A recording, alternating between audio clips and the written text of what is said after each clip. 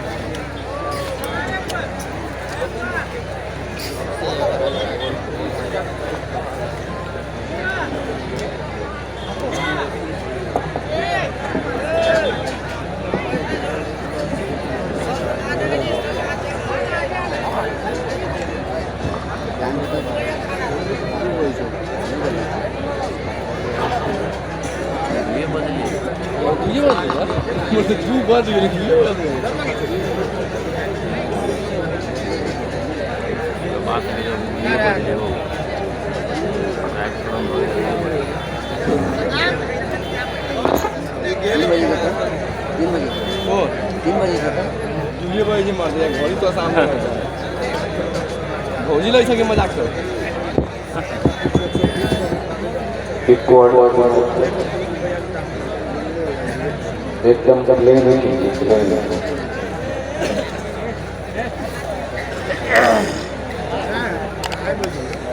अल्हम्दुलिल्लाह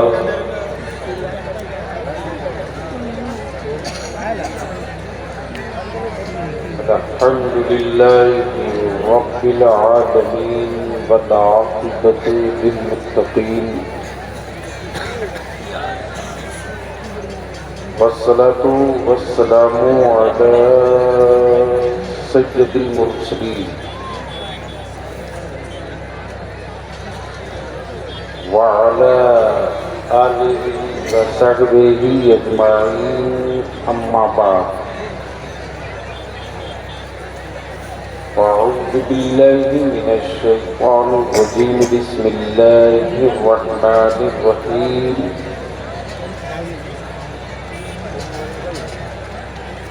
मुहम्मदुर रसूलुल्लाह सदक़ल्लाह व सदक़ रसूलुहुन नबियुल अमीनुल करीम व नहनु अला ज़ालिका लमिनश शाहिदीन व शाकिरीन वल्हम्दुलिल्लाहि रब्बिल आलमीन। इसको कम करो ना भाई, क्यों आप सुन लेते हैं? ये 25 मशीन दिखाकर किसको धोखा दे रहे हो? जिनको निकलना निकलो, जाओ।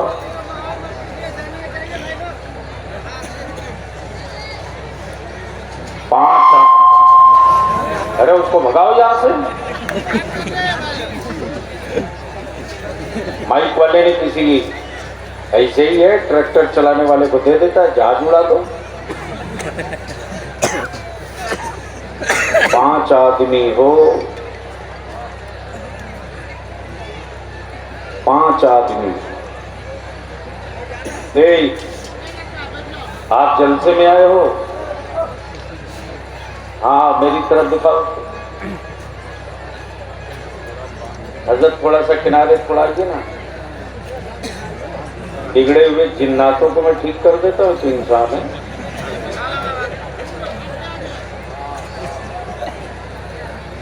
हाँ। 5 हो आशिक़े रसूल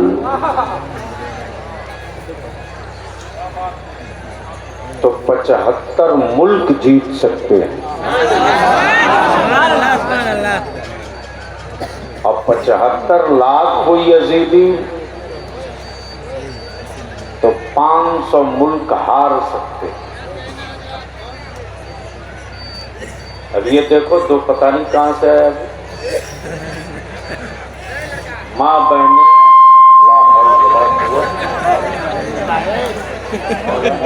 चलने का यार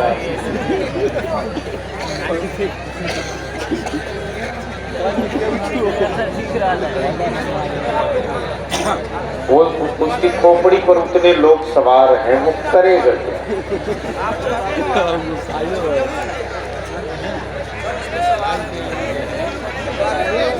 चलिए छोड़ दीजिए। अरे भैया, जब कोई नहीं है तो चाय वाले से ही काम चला रहा भारत में।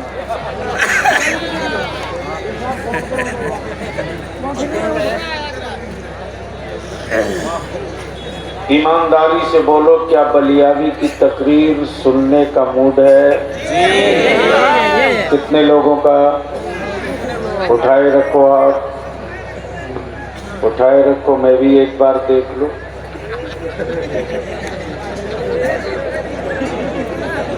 ये वाला नहीं, मुट्ठी बांध के, पूरी ताकत से मुट्ठी बांध के। किसी का हाथ नीचे नहीं होना चाहिए, पूरी ताकत से मुट्ठी बांध के। अब बीच में कोई मेरे मुस्तफा का आशिक हो तो खड़ा होकर इतना जोर का नारा ठोक दे कि अगल बगल गलती से कोई यजीदों का रिश्तेदार घर रात ले लिया हो तो मकान खाली कर दे। हाथ उठा के जवाब दे।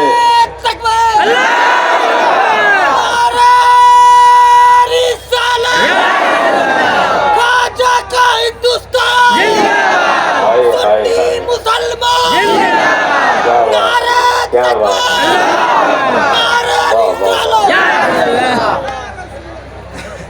लगता है आज हमको तकरीर करनी पड़ेगी।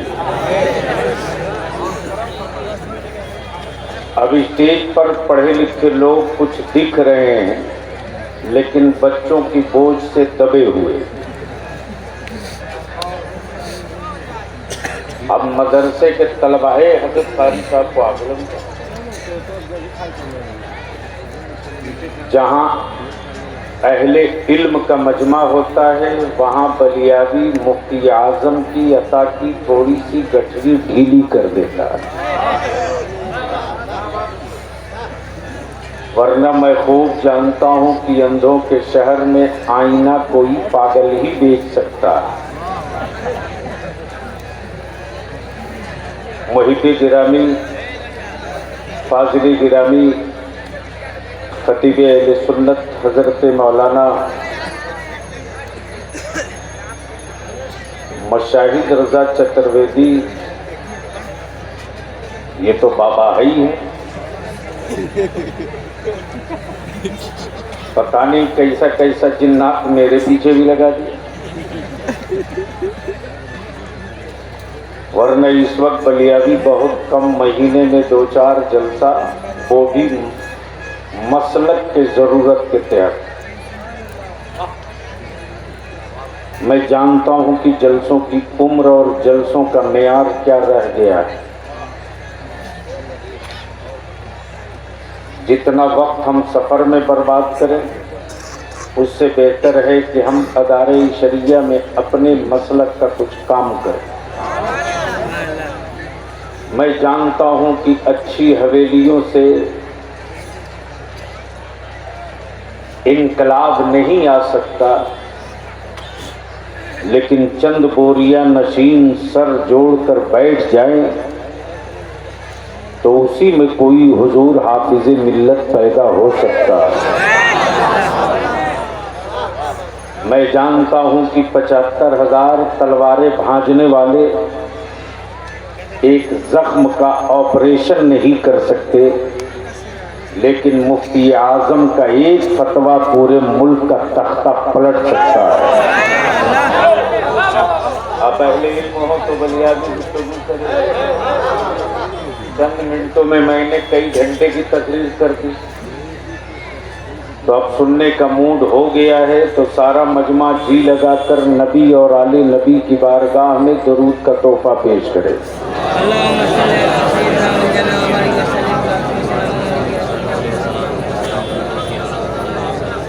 आपकी आशिकी का इम्तहान हो रहा है। नबी का आशिक और दरूद पढ़ने में बुखालत से काम ले, ये इश्क की अलामत नहीं और ये आशिक की पहचान नहीं। आशिक की पहचान और अलामत तो ये है कि उनका तसव्वुर आ जाए।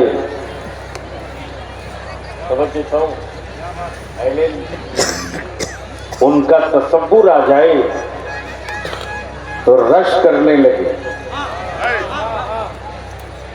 उनका तसव्वुर आ जाए तो रश करने लगे, उनके शहर की याद आ जाए तो झूमने लगे,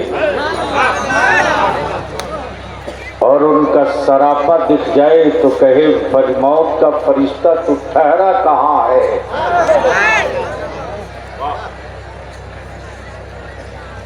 तो आशिक हो तो लगे भी और दिखे भी।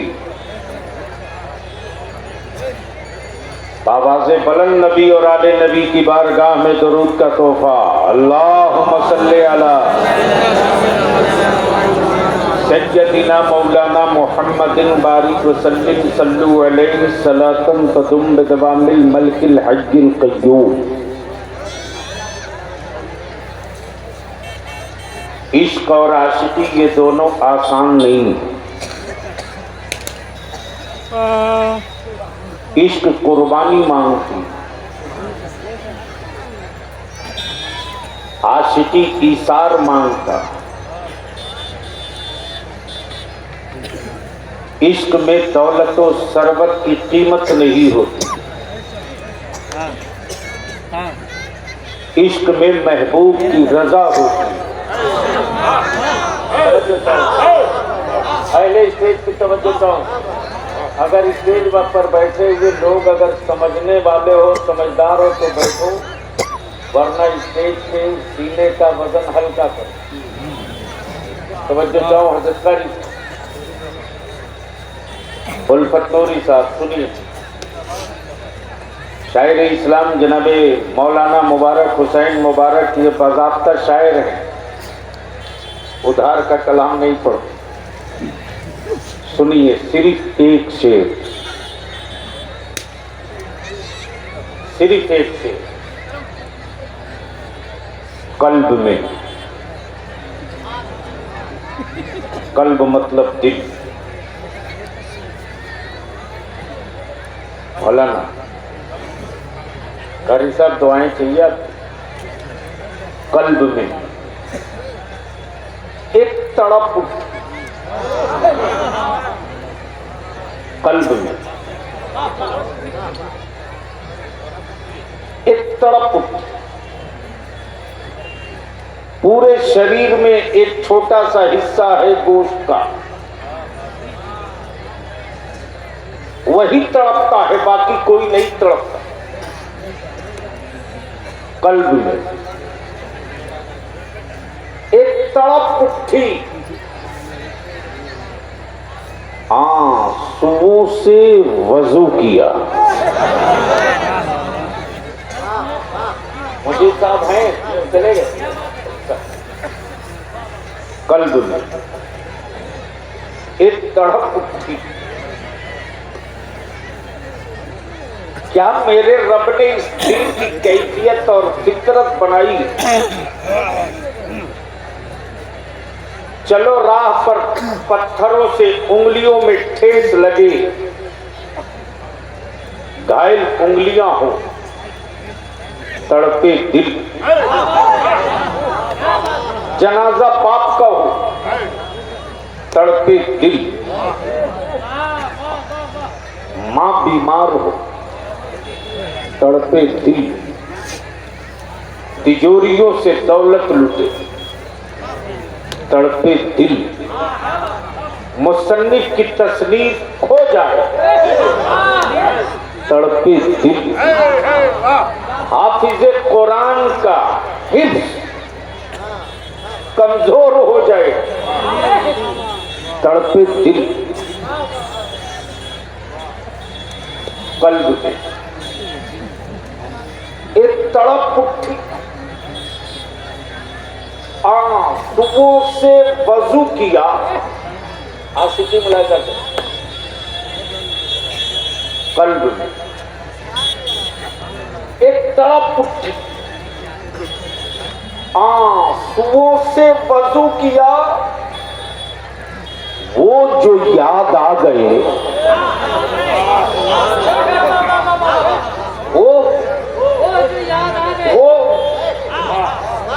वो जो याद आ गए, अपनी नमाज हो गई।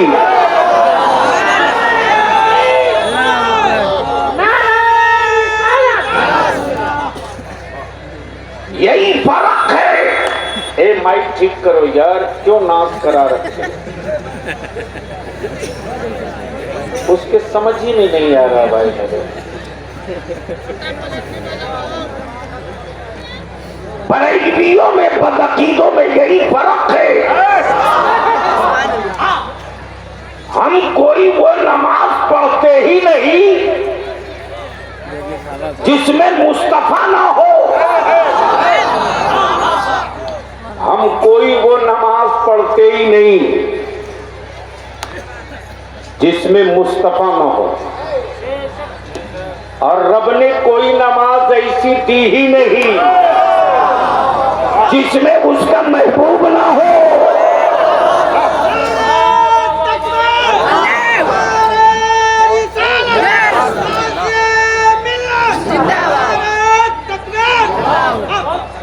अब बलियाबी को अर्ज करने दो। आदमी की फितरत, इंसान की फितरत।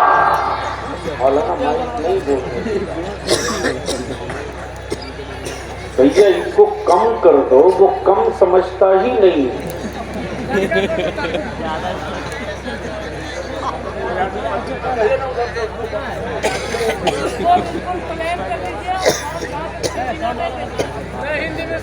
हेलो हेलो, ठीक, बस बस बस। मैं क्या कह रहा था, कुछ याद दिला दे।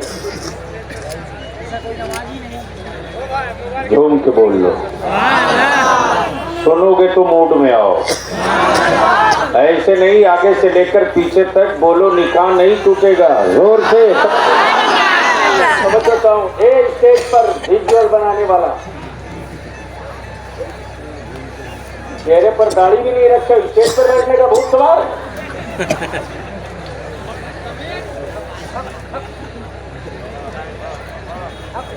ये मेंबर है, स्कूल है या कोई तमाशा है?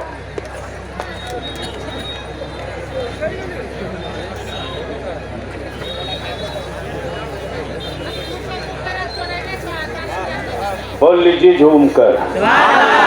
मैं क्या कह रहा था, वो नमाज रब ने दी ही नहीं जिसमें रब का महबूब ना हो। है। अब बलियाबी रुक के चुनौती और चैलेंज दोनों करता। चुनौती इसकी कि हम पर फतवा लगाने वालों, ओ मैया दूध पिलाई है तो लगा फतवा, लगा। लेकिन पहले ये बताना पड़ेगा कि नमाज किसके लिए है। अरे आप ही बोल दो, नमाज किसके लिए है? किसके लिए? एक आदमी को पता है, सिर्फ अल्लाह। अरे नियत तो यही करते ना, नियत की मैंने 2 रकात फजर की फर्ज वास्ते। तो नमाज किसके लिए? तो बोलने में क्यों डर लग रहा? नमाज किसके लिए? जोर से, नमाज किसके लिए? सुन लीजिए, आप हजरात थोड़ी सी बेदार हो गए तो आज मैं अकीदा उड़ेल दूं। नमाज किसके लिए?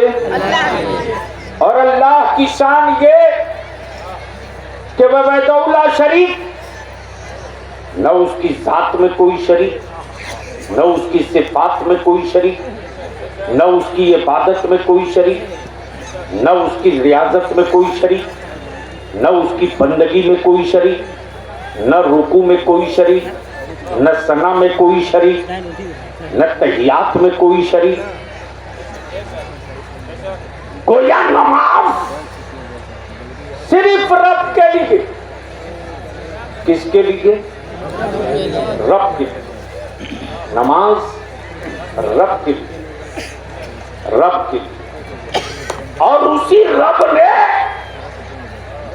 कुरान में क्या कर, या अय्युहल्लज़ीना आमनू अक़ीमुस्सलाह, ए ईमान वालों नमाज कायम करो। इतने ही कहा, कैसे करो, कहां करो, करो तो मुंह किधर हो, करो तो क्या क्या करो, ये नहीं बताया। बल्कि रब ने फरमाया महबूब नमाज मेरी होगी, अदा तेरी होगी, हबीब नमाज मेरी होगी, अदा तेरी होगी। महबूब तुम जिधर घूम जाओगे वही किबला हो जाएगा, हबीब तुम जिधर घूम जाओगे वही किबला हो जाएगा। महबूब तुम जहां हाथ बांध दोगे वही नमाज का तरीका हो जाएगा, हबीब तुम जो पढ़ दोगे वही नमाज की तकमील का रास्ता हो जाएगा। अब बलियाबी को अर्ज करने दो। नमाज रब के लिए, रुकू रब के लिए, सजदा रब के लिए, कयाम रब के लिए, सना रब के लिए, सुबहान रब्बियल अज़ीम रब के लिए, तशहुद रब के लिए, सुबहान रब्बियल आला रब के लिए, सना रब के लिए, तशहुद रब के लिए, कयाम रब के लिए, सना रब के लिए। ए अल्लाह तू वहदहुल्ला शरीक, तेरी इबादत में किसी को शरीक नहीं किया जाएगा।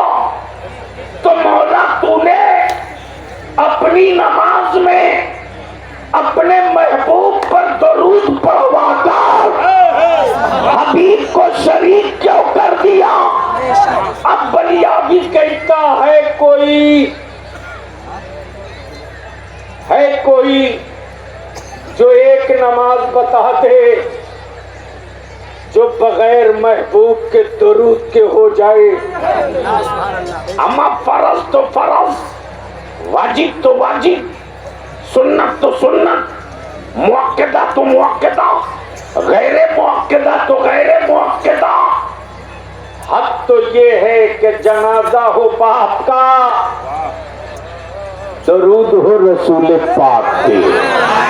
तो मुल्ला बगैर नबी के दरूद के जब बाप का काम न चल सका तो बगैर मुस्तफा के दरूद के आपका काम कैसे चलेगा? आपका काम कैसे चलेगा? इसलिए अब आओ, कल्ब में एक तड़प उठी, सुबह से वजू किया, वो जो याद आ गए, वो जो याद आ गए, अपनी नमाज हो गई, अपनी नमाज हो गई।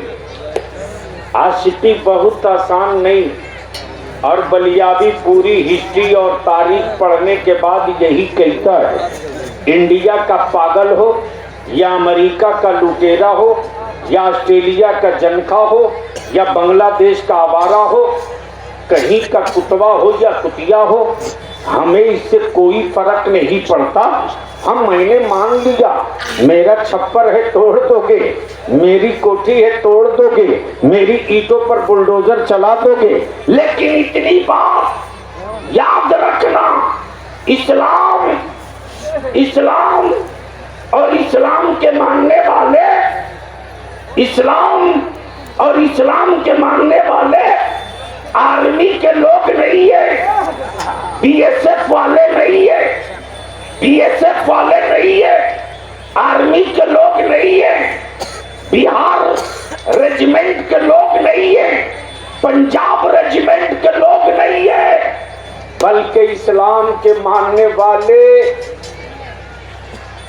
इस्लाम आरबी का मजहब नहीं, आशिकी का मजहब है। आशिकी का तब बलियाबी कहता, बद्र में शहीद हुए, नबी से मुआवजा नहीं मांगा, ओहद में गर्दने कटी, मुआवजा नहीं मांगा, करबला में खानदान लूटा, मुआवजा नहीं मांगा, और दुनिया में कहीं भी इस्लाम पर जाने लुटती है तो तो न मुफ्ती से मुआवजा मांगे, न हुकूमत से मुआवजा मांगे, न कंट्री से मुआवजा मांगे, न उसके बदले नौकरी मांगे, इसलिए कि आशिकों को यकीन और एतमाद है कि मेरे लहू की लाली मिट्टी पर गिरी है, लेकिन निशान तो जन्नतुल फिरदौस में बना है, निशान तो जन्नतुल फिरदौस में बना है।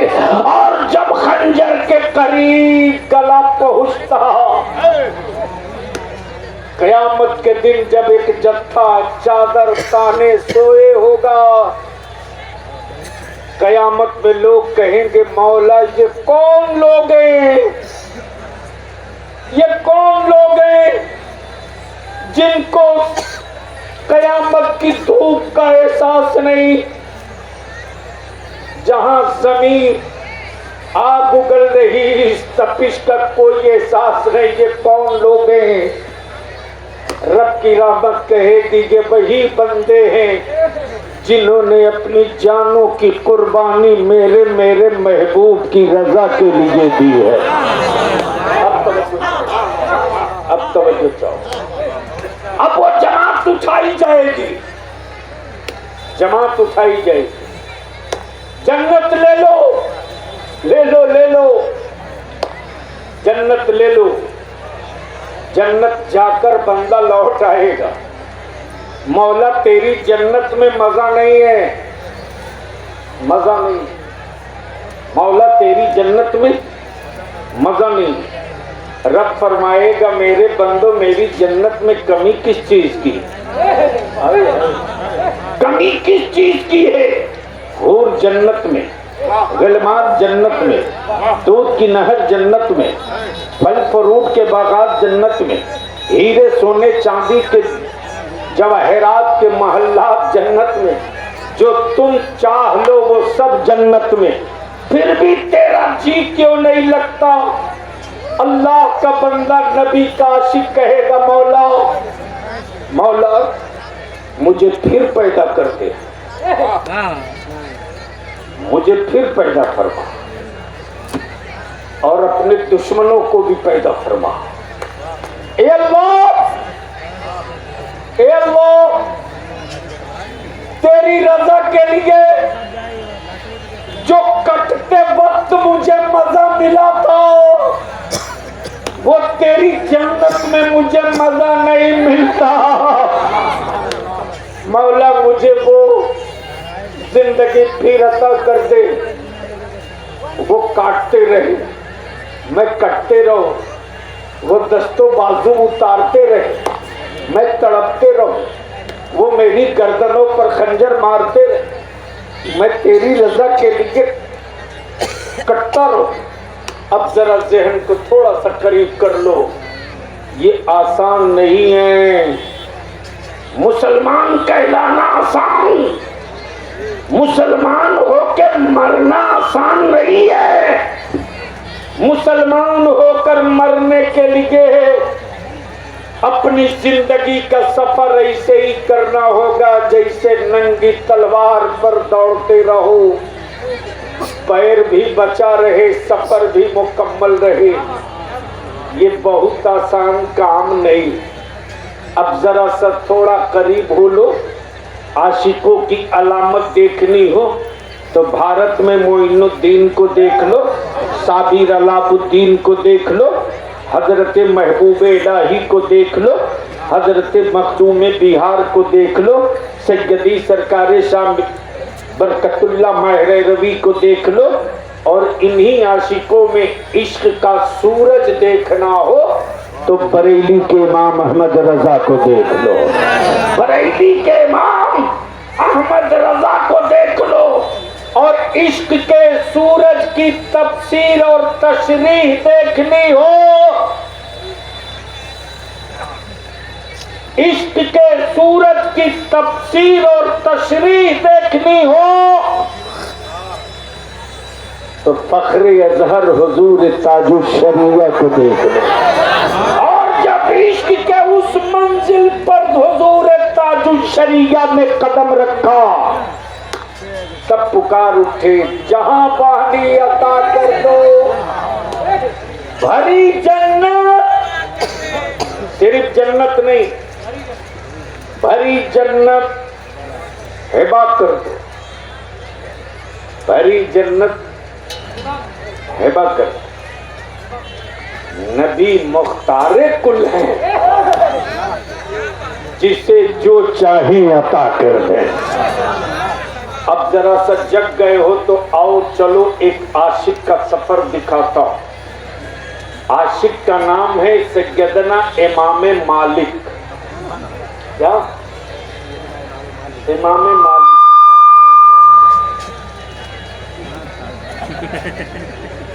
नींद में नहीं, हम भी चिट्ठी लिखेंगे भारत के प्रधानमंत्री को कि भाइयों बहनों बोलने में आपको तकलीफ होती है, एक माई कितना अच्छा है।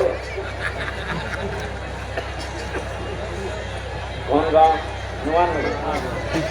जाहिर सी बात है, उनकी पूजा भी आप करते हैं उसी जगह।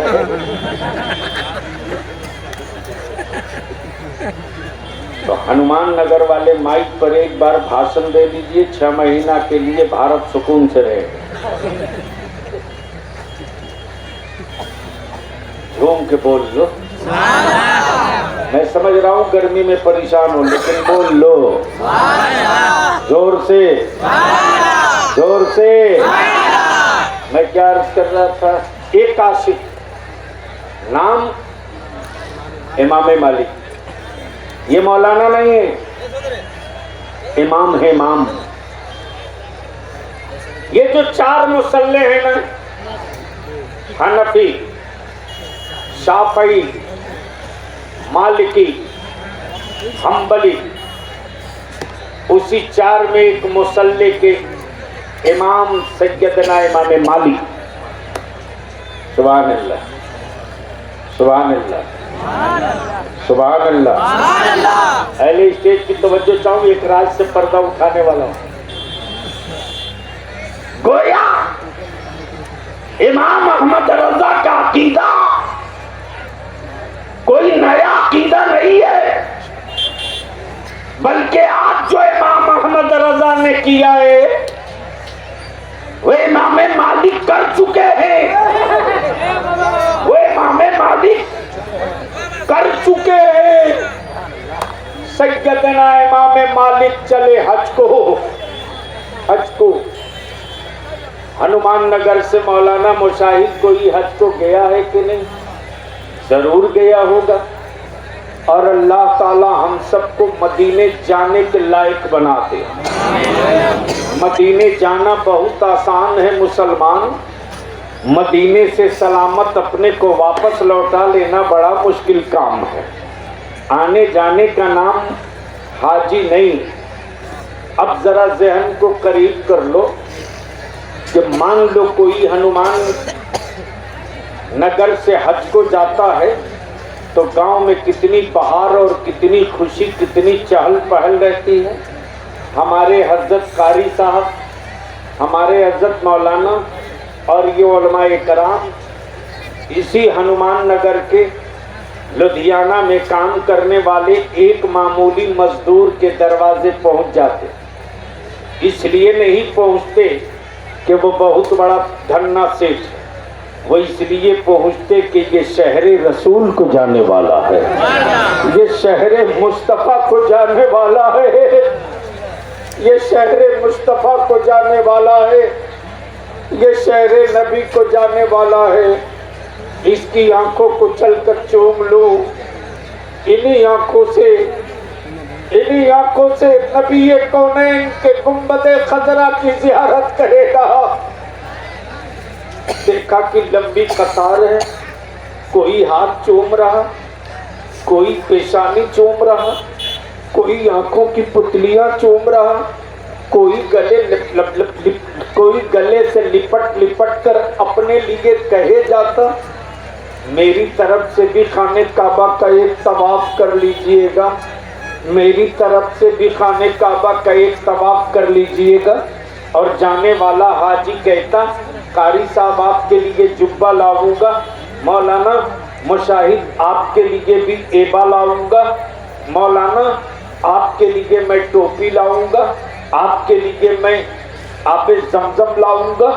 इसी बीच में कोई ऐसा भी आशिक आ गया जो जाने वाले को किनारे से खड़े होकर सिर्फ देख रहा है और उसकी आंखें सावन भादों की तरह बरस रही।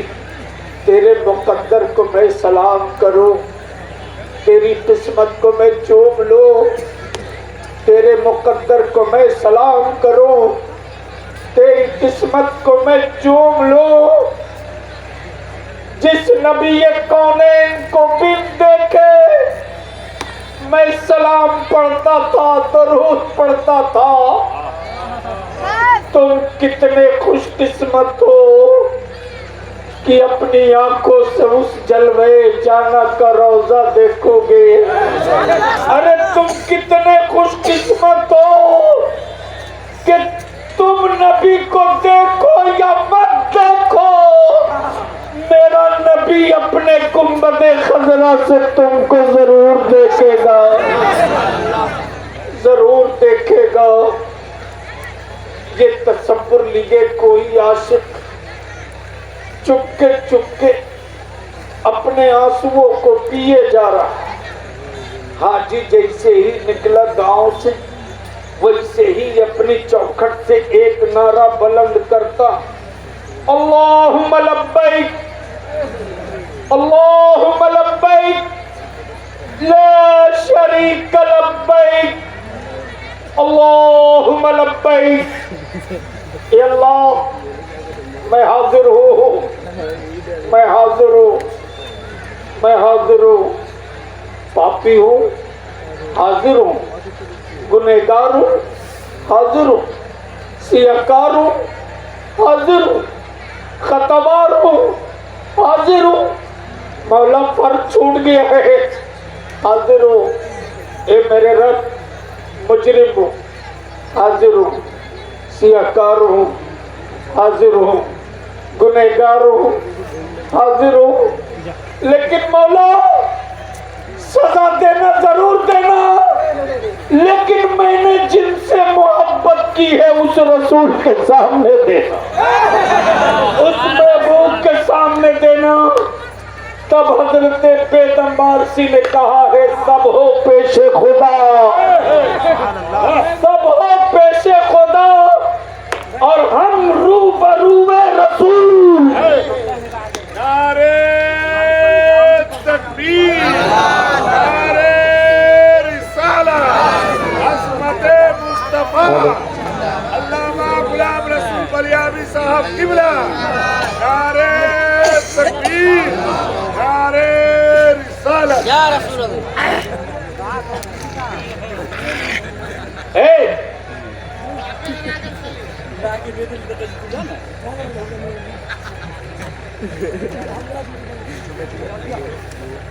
इतने बड़े हमदर्द और इसकी महतारी अगर अपनी औलाद के लिए अगर मतलब फिक्रमंद होती तो इतने छोटे बच्चे को छोड़ती। 1.5 घंटे से गायब है और तुम ठिका लेकर घूम रहे हो। जिसने पैदा किया उसके माँ बाप को उसकी अपनी औलाद की फिक्र नहीं, तुमको फिक्र है।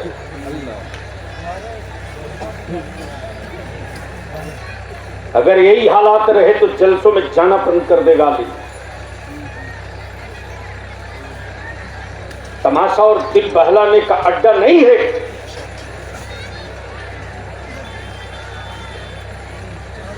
दरूद शरीफ पढ़ लो।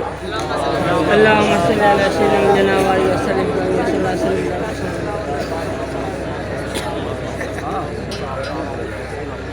सल्लु अलल हबीब।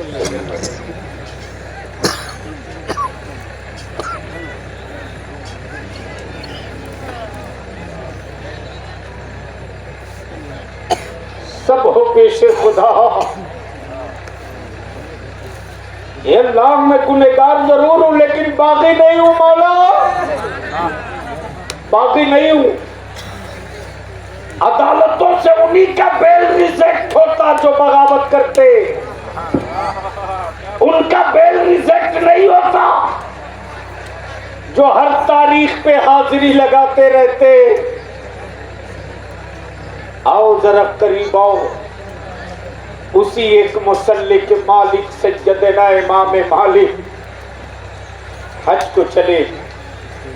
सुभान अल्लाह, सुभान अल्लाह, जोर से, जोर से। आशिक हो तो आशिकों की तरह जोर से।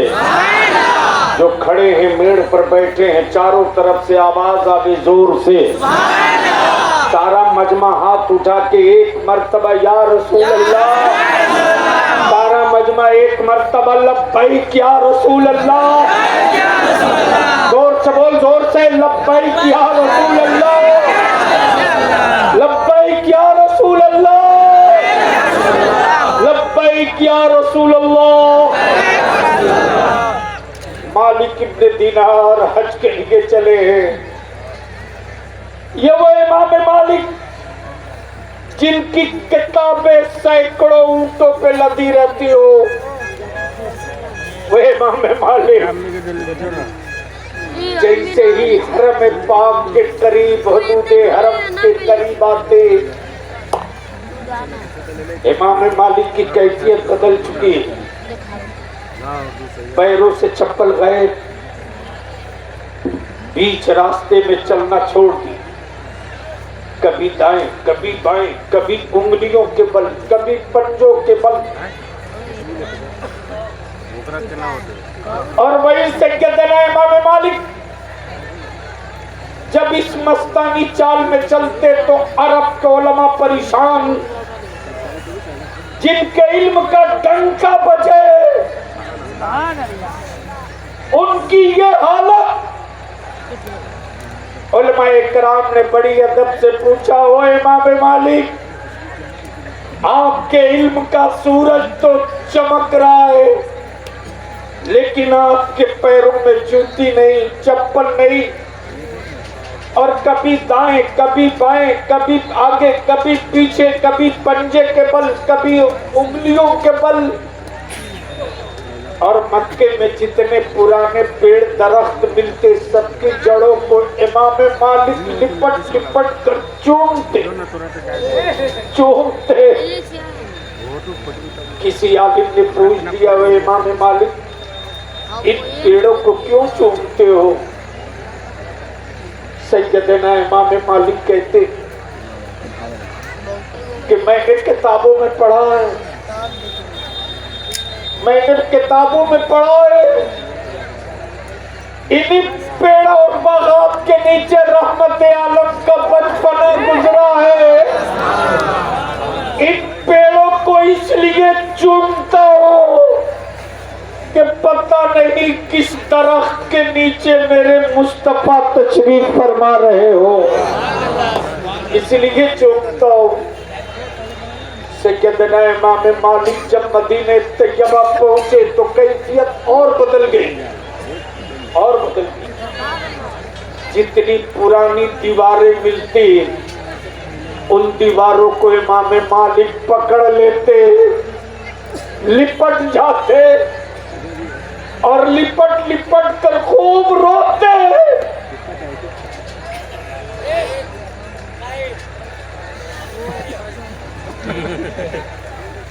लिपट लिपट कर दीवारों से खूब रोते।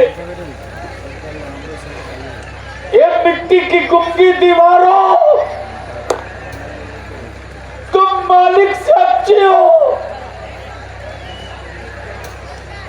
तुम इमाम मालिक से बहुत अच्छी हो।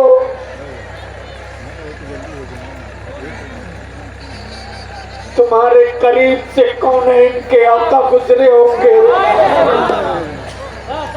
मेरे आका के कांधे अतार पर चादरें पाक रहती थी। ए उलमाए अरब सुन, इन दीवारों को क्यों चूमता हूँ? इसलिए चूमता हूँ कि मेरे आका के कांधे मुकद्दस पर रदाए नूरी पड़ी रहती थी। हवाएं तेज चली होगी, मेरे आका की चादर ततहीर इन दीवारों से लग गई होगी। ए दीवारों, तुमने मेरे मुस्तफा की चादर चूमी है। ए दीवारों, लो मैं तुझे चूम लेता हूँ। क्या सुधी है, क्या सुधी है, ये मंजिल बहुत आसान नहीं है। ये आशिक़े नबी का आशिक और बेनमाजी नहीं हो सकता। नबी का आशिक और शराब पिए ये नहीं हो सकता। नबी का आशिक और बेटों को 3 लाख 2 लाख नकदी में बेच दे ये नहीं हो सकता। ये कभी नहीं हो सकता। नबी का आशिक हो और घरों में कुरान की तिलावत ना हो ये नहीं हो सकता। और बलियाबी तो पूरी जिम्मेदारी से कहता है कि आज जो भारत में मुसलमान जिंदा दिख रहा है वो किसी हुकूमत की वजह से नहीं है। अरे कोई न कोई रब के महबूब का आशिक भी जिंदा है।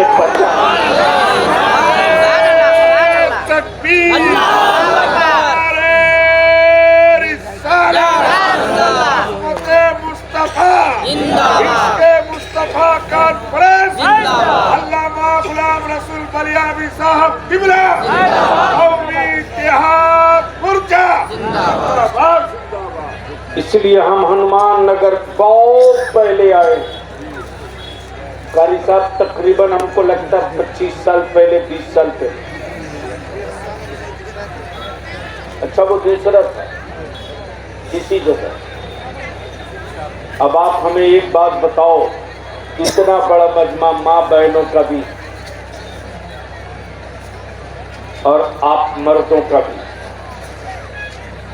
ये बताओ रमजान शरीफ करीब है कि नहीं? तो आपकी तबीयत ठीक है कि नहीं? कहीं ऐसा तो नहीं कि 2 दिन के बाद आप डॉक्टर का नुस्खा लेके जेब में घूमोगे? अरे मौत होगी तो आएगी यार। और इससे अच्छी मौत क्या होगी कि हम रोजे से हो और मेरा जनाजा धूम से निकले। मरना तो आइए, मरना तो आइए, लेकिन हम आपसे एक आखिरी इल्तिजा करें। या हमारे मौलाना मुशाहिद बेचारे डांट भी हमसे सुन लेते, लेकिन मोहब्बत भी खूब करते। और ये भी तय है कि बलियाबी जिससे मोहब्बत करता है उसी को डांटता भी है। लेकिन बलियाबी जिससे मोहब्बत करे उसे कोई आंख दिखा दे, ये बलियाबी कभी बर्दाश्त नहीं करते। अब हम इतनी सी इल्तिजा करें, आबादी बहुत बड़ी। अभी मैं हजरत कारी साहब से पूछ रहा था कि मदरसे की जमीन कितनी? मुफ्ती अकबर माशाअल्लाह, इन्होंने बताया कि मदरसे की जमीन बहुत। हमने इनसे अर्ज किया कि आप कागज तैयार करें, मैं बाजू बनूंगा। जब तक हमारे बच्चे और बच्चियां पढ़ेंगे नहीं, अरे कब तक बलियाबी को बुलाओगे बाहर से? कब तक मुबारक हुसैन मुबारक बुलाओगे बाहर से?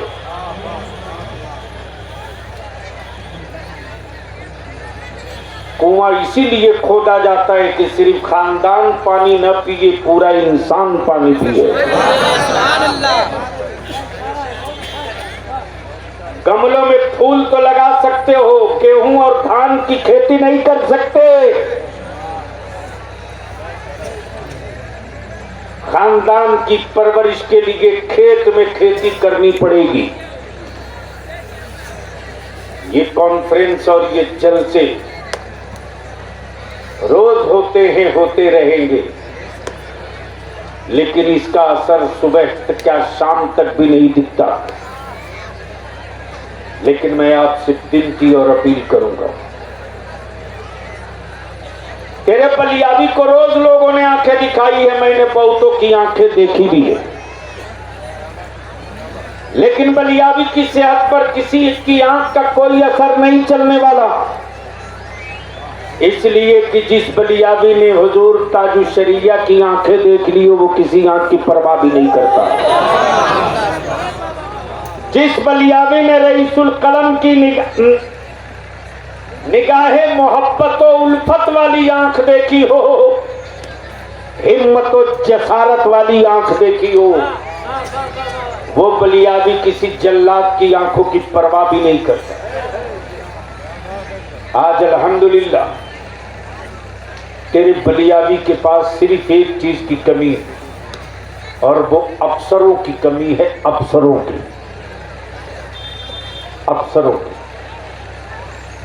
मौलाना राजनीति में एक से एक लोग आए, वीर गए। मैं जानता हूं कि गधे की सवारी करने वाले सीजन में ढेर लोग आते जाते, लेकिन बलियाबी ने जो बिहार के मदरसा मुल्हका मदरसे को हैसियत दिला दी वो शायद बहुत आसान नहीं था। उन लोगों की हुकूमत से ले लेना जिनको मुसलमान बोरे में भर के वोट दिया है। बात जब छिड़ गई है तो सुनो, बिहार मदरसा बोर्ड का सनद सर्टिफिकेट कॉलेज, स्कूल, यूनिवर्सिटी के इक्वल बराबर हो चुका। अब हमारे मदरसे के पढ़े हुए बच्चे भी पुलिस में भर्ती हो सकते हैं। अब हमारे मदरसे के पढ़े हुए बच्चे भी कलेक्टरिएट में, सेक्रेटेरिएट में वीडियो सीओ बन सकते हैं। लेकिन कौन समझाएगा अपनी कौम को? उलमाए किराम भी समझने को तैयार नहीं है, इसलिए कि कल तक ये पढ़ करके हाशिया लगाते थे, अब ये भी बगैर पढ़े सुन के हाशिया लगाने लगे हैं। कुछ लोग कहते बलियाबी ने क्या किया है? बलियाबी ने सियासत में रहकर पटना जैसे महंगे शहर में 12 कट्ठा जमीन खरीद कर 10 करोड़ की बिल्डिंग बनाकर अहले सुन्नत के हवाले कर दिया। अपना घर नहीं बनाया,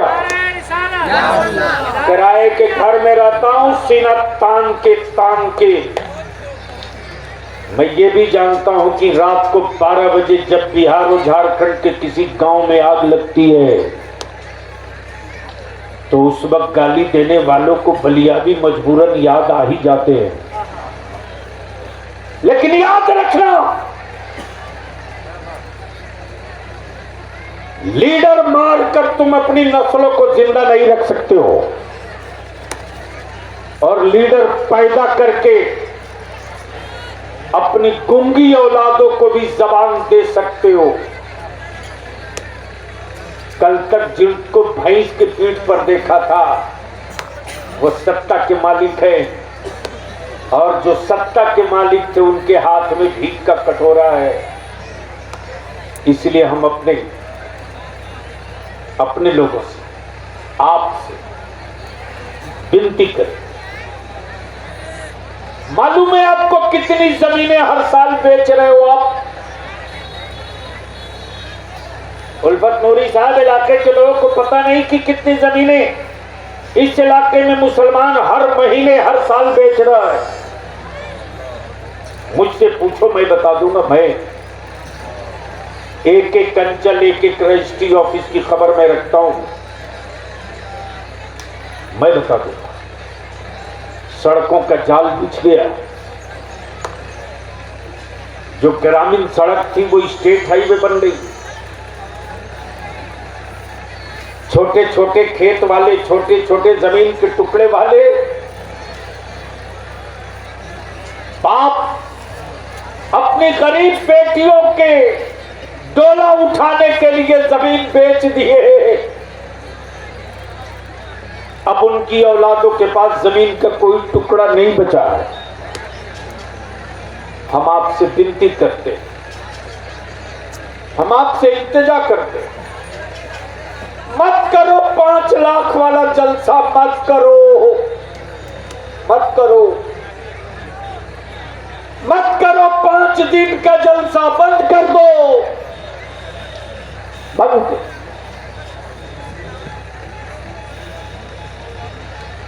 अपने गांव के किसी गरीब बाप की बेटी के निकाह के लिए गरीब बाप की जमीन मत बिकने दो, मत बिकने दो, वरना 20 साल के बाद उसका बच्चा अपने आप को कैसे हिंदुस्तानी साबित करेगा, कहां से प्रूफ देगा। बेटी की शादी के लिए बाप तो जमीन बेच दिया, बेटा कहां से साबित करेगा, कहां से साबित करेगा। इसलिए हम आपसे विनती करेंगे, रहम करो, बंद करो, बारात ले जाना बंद करो,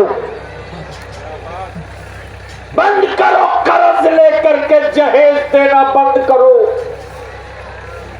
और हनुमान नगर में नबी के आशिक हो, अगर सच्चे आशिक हो और गैरत वाली मां का दूध पिए हो तो जलसा खत्म होने के बाद पूरे हनुमान नगर के जवानों की एक मीटिंग करो और मीटिंग करके ये फैसला कर लो कि हमारे गांव में कोई खरीदा हुआ दामाद नहीं आएगा और मेरे गांव की किसी गरीब बाप की बेटी बाप की जमीन बेचकर रुखसत नहीं होगी। बेटी रुखसत करने के लिए ससुराल में हवेली ढूंढने वालों, यही सोचकर तुमने हवेली ढूंढा था ना कि तेरी बेटी वहां सुकून से रहेगी।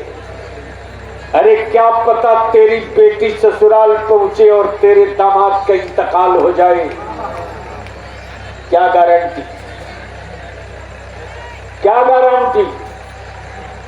इसलिए हम आपसे इल्तिजा करेंगे, ईमान मजबूत करो, निकाह सस्ता करो, निकाह को इतना सस्ता कर दो कि धरती पर गुनाह महंगा हो जाए, इतना सस्ता कर। इसलिए हम आखिर में यही विनती और इल्तिजा करें कि बहू लाने के लिए हवेली मत ढूंढो, वो छप्पर तलाश लो जिसमें सैयदा फातिमा की कनीज रहती हो, और बेटी भेजने के लिए हवेली मत तलाश करो, वो खड़हर तलाश लो जिसमें मौला अली का गुलाम रहता हो, और इसी पैसे को बचाओ और बचाकर अपनी औलादों को पढ़ा दो। और पढ़ने वाले मेरे अजीज, झूठ मत बोल के तू मुसलमान था तो फेल कर दिया गया, झूठ मत बोल, बाप को धोखा मत दे। अरे दुनिया में कोई किसी को फेल कर सकता है यार, लेकिन नबी के आशिक को कोई माई कलाल फेल नहीं कर सकता। मेहनत करके पढ़ो तो सही। रात को 3-3 बजे तक तेरे बेटे मोबाइल का डब्बा लेके पड़े रहते। अरे बेटे तो बेटे, ये बेटियां रात को 12 बजे 1 बजे 2-2 बजे तक बेटियां मोबाइल में लगी हैं तो लगी हैं। और माफ करना, ये बेटा और बेटी तो अपनी जगह, हमारे मौलाना हजरत लोग भी अब पीछे नहीं है। इनका भी मोबाइल इमाम साहब का रात को 3 बजे तक चलते रहता है, ऑनलाइन ही है। पता चला सुबह फजर के टाइम ऑफ हो गए। माफ कीजिएगा, इस आग ने मेरे बेटे और बेटियों को आवारगी के उस राह पर चढ़ा दिया है जिस राह से वापस लौटना बड़ा मुश्किल दिख रहा है, लेकिन नामुमकिन नहीं दिख रहा। दवा जरूरत के लिए इस्तेमाल हो तो बीमारी खत्म होती है, और दवा अगर शौक से खाई जाए तो अच्छी सेहत को बर्बाद होने से कोई रोक नहीं सकता। इसलिए जिसका जो इस्तेमाल हो लिमिट और हद में हो। कॉलेज स्कूल में पढ़ने वाले मेरी अजीज पूरी ताकत और मेहनत से पढ़ो। अल्लाह तबारक व ताला आप सबकी हम सबकी हाजिरी को कबूल फरमाए। काफ़ी दिनों के बाद भाई मुजीब साहब तशरीफ लाए, कुछ देर गुफ्तगू भी हुई। मैंने इनके कांधे पर कुछ जिम्मेदारियां डाली भी है, कुछ डालेंगे भी, लेकिन उसमें सब में आपकी मदद भी चाहिए। और एक आखिरी जुमला मैं ज़रूर कहूँगा कि दुनिया के लूले लंगड़े को आप बहुत कुछ मान लेते हो और अपने सेहतमंद को कुछ भी मानने से आखिर घबराते क्यों हो। अल्लाह रब्बुल जलाल गैब से इंतज़ाम और असबाब पैदा फरमा दे। कोरोना की बीमारी में कुछ बढ़ोतरी हो रही है, इसको मजाक मत समझिएगा, मजाक मत समझिएगा। जिन मुल्कों में ये फैल चुका है वहाँ वालों से पूछिए। इसलिए मास्क की पाबंदी भी ज़रूरी है और बेला वजह घर से निकलकर मस्ती भी बच्चों को मत करने दीजिए, इसलिए कि पता नहीं कौन क्या लावे सटा के चला जाए। बीमारी तो बीमारी है और कानून की पाबंदी तो कानून की पाबंदी भी है। हमें कभी भी किसी भी कीमत पर न कानून को हाथ में लेना चाहिए और न ही अपने आप को कहीं मजाक बनना चाहिए, बल्कि कानून की पाबंदियों के साथ अपने मजहब के हर रुकन को अदा करना चाहिए। अल्लाह रब्बुल जलाल अराकीन जलसा की नेक नियति को कबूल फरमाए। यार जिंदा सोहबत बाकी, खुदा हाफिज, अस्सलाम वालेकुम।